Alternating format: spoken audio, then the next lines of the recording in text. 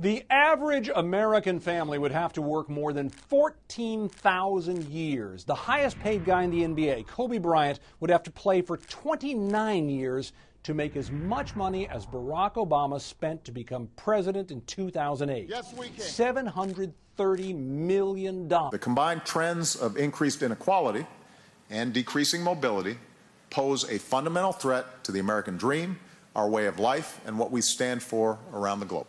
I believe this is the defining challenge of our time. Super PACs could greatly outspend the campaigns, especially in terms of media.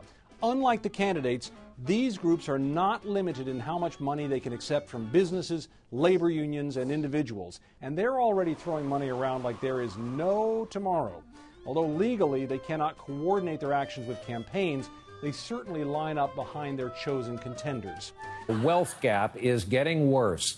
A new analysis shows the richest Americans, the top 1%, made nearly 20% of all the available income in America last year. So, how much difference does all this money make? While there are exceptions, as a rule, the candidate who spends the most or has the most spent for him wins. The 2010 federal court case in Citizens United versus Federal Election Commission opened the door for corporations and labor unions to exert a greater influence on elections. It showed that limiting the campaign contributions that individuals can make is in violation of the First Amendment's protection of free speech. These two rulings have created conditions that allow businesses, unions, and wealthy donors to have greater influence in the country's election process. Prior to 2010, campaign finance laws capped a $5,000 contribution that an individual could make to a group that spent money to influence on an election, through donations to a candidate, for instance, called a political action committee. These organizations can be run by a corporation, union, membership organization, or trade association. Money raised for the 2016 presidential Trump-Hillary campaign grew to over $2.3 billion. Over $284 million were donated by super PACs alone. Clinton's campaign received 16% of its money in donations of $200 or less. Trump's campaign received 26% of its funds from small donations. Of the $2.4 billion donated to support Democratic and Republican candidates, 10 to 13% was raised by super PACs and other independent groups. Campaign finance reform began in the 1970s, and it is a political effort in the United States to change the involvement of money in politics, especially in political campaigns. Campaign finances were finally regulated, and this became the first successful attempt to do so. Under-the-table deals are occurring frequently, and there has been zero proof of where the money is coming from and for who. Federal Election Campaign Act (FACA) of 1972 required all candidates to make the sources known of campaign contributors or expenditures. FAC put a cap on candidates' spending by limiting donations from $1,000 to $5,000 by PACs. This is when they amended the introduction of limits on contributions in 1974.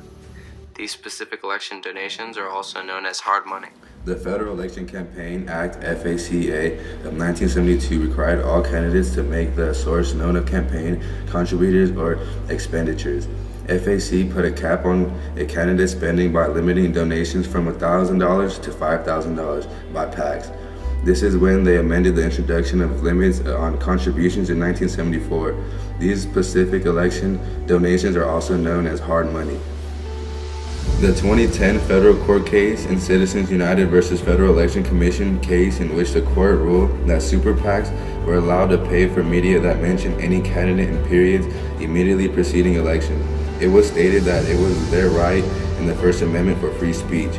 Prior to this, there were restrictions placed on super PACs that they could spend their money preceding an election.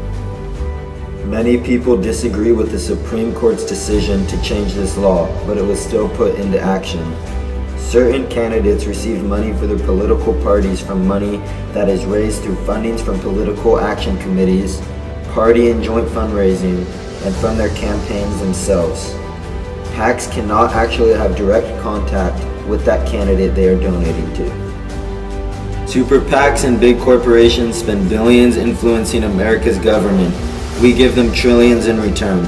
In the last 5 years alone, the 200 most politically active companies in the U.S. spent $5.8 billion influencing our government with lobbying and campaign contributions.